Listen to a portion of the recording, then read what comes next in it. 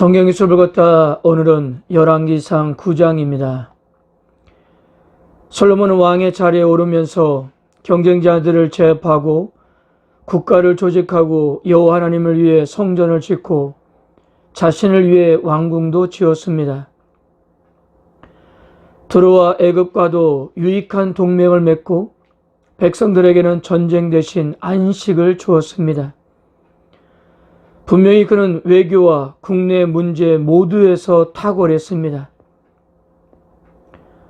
왕으로서 그의 시작은 참으로 인상적이었는데요. 그는 계속해서 이런 탁월함과 하나님 앞에 신실한 모습으로 살아갈까요? 우리가 이제부터 보게 될 열왕기상 9장부터 11장까지는 우리들의 그런 궁금증을 해결해 줄 것입니다. 8장에서 성전 봉헌식 이후에 하나님은 처음 기브온 산당에서와 같이 솔로몬에게 나타나셨습니다. 흥미로운 것은요, 하나님께서 첫 번째 솔로몬에게 나타나실 때는 그의 전성시대와 맞물려 있었습니다. 그는 하나님께서 주신 최고의 지혜로 나라를 통치하고 온 세상에 명성을 떨쳤습니다. 그러나 하나님께서 두 번째 솔로몬에게 나타나셨을 때 그의 전성시대는 서서히 내리막길을 가고 있었습니다. 두 번째로 나타나셔서 솔로몬에게 당부하신 하나님의 말씀은 특별한 것이 아니었어요. 4절과 5절을 보세요. 내가 만일 내 아버지 다윗이 행함과 같이 마음을 온전히 하고 바르게 하여 내 앞에서 행하며 내가 내게 명령한 대로 온갖 일에 순종하여 내 법도와 율례를 지키면 내가 내 아버지 다윗에게 말하기를 이스라엘의 왕위에 오를 사람이 내게서 끊이지 아니하리라 한 대로 내 이스라엘의 왕위를 영원히 견고하게 하려니와. 솔로몬을 향한 하나님의 마음은 언제나 동일했습니다. 화려한 성전, 탁월한 정치적인 성공 등등이 하나님의 관심이 아니었어요. 오로지 하나님의 언약의 말씀을 지키면서 아버지 다윗의 길을 걸어가는 것이었습니다. 솔로몬이 계속적으로 포기하지 못하는 세상적인 것들은 그가 온전한 길을 걸어갈 때 하나님께서 얼마든지 주실 수 있는 은혜였습니다. 그런데 만일 그렇지 않을 경우 이 땅에서 끊어버릴 것이고 성전이라도 집어 던지시겠다는 경고를 하셨습니다. 근데 우리가 아는 것처럼 솔로몬은 이 경고를 무시했어요.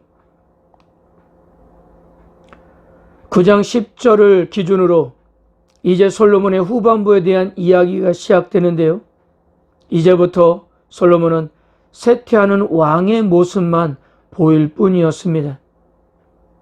오늘 9장 10절 이하에 기록되어 있는 몇 가지의 이야기를 통해서도 솔로몬의 쇠퇴에 대한 예고를 해주고 있는 것입니다. 먼저 솔로몬은 여호와의 성전과 왕궁을 짓는데 도움을 주었던 두로왕 히람에게 갈릴리 땅 성읍 20군데를 떼어서 주었습니다.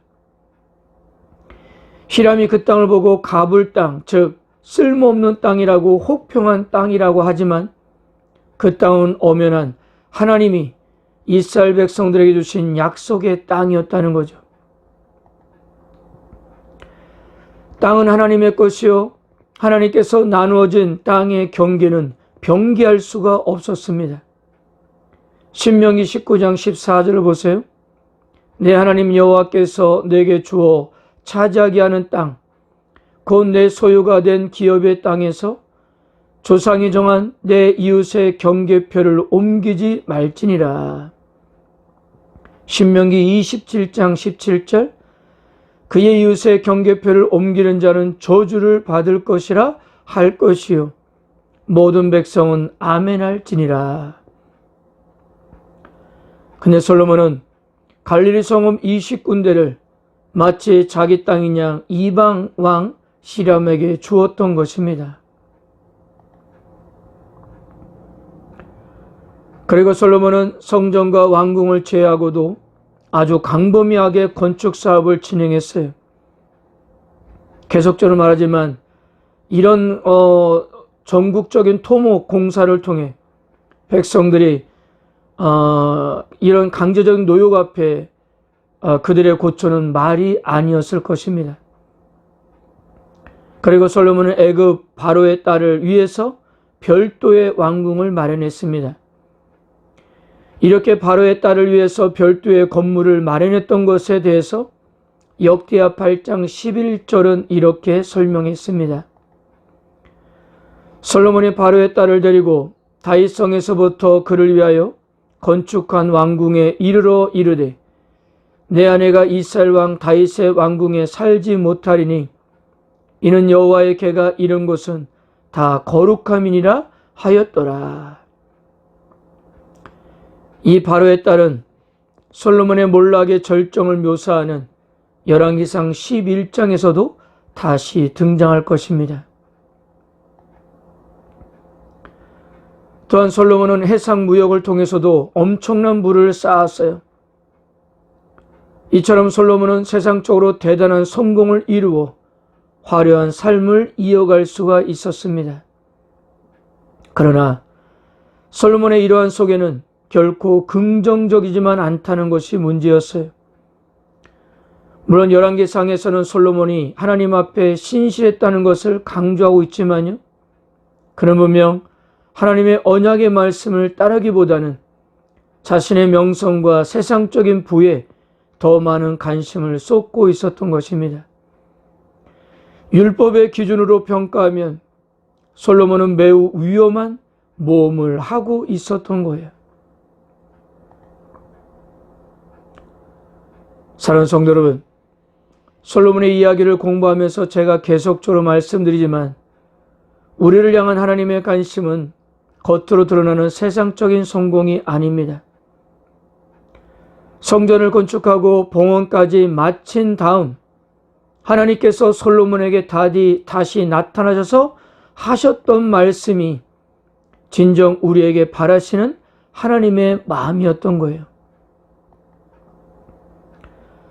성전 건축을 하고 봉헌 시기 끝났을 때 하나님께서 솔로몬에게 하셨던 말씀은 잘했다는 칭찬의 말이 아니었어요. 나는 내가 건축한 이 성전을 거룩하게 하여 구별하여 내 이름을 영원히 그곳에 두며 내 눈길과 내 마음이 항상 거기에 있으리니.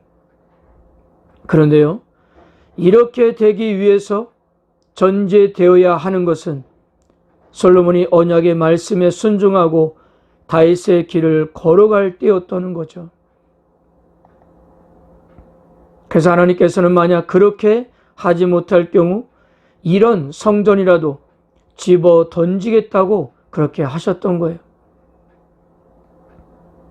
그런데 안타깝게도 이런 경고에도 솔로몬은 자기가 가고 싶어하는 길을 열심히 갔던 것입니다.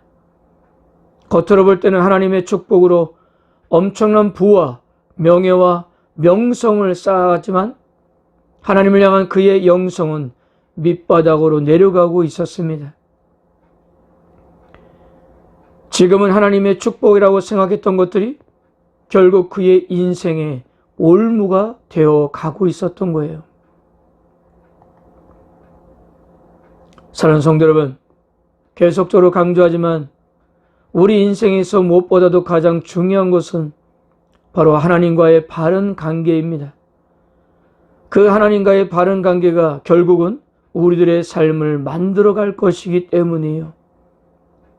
바로 하나님의 관심은 바로 이것입니다.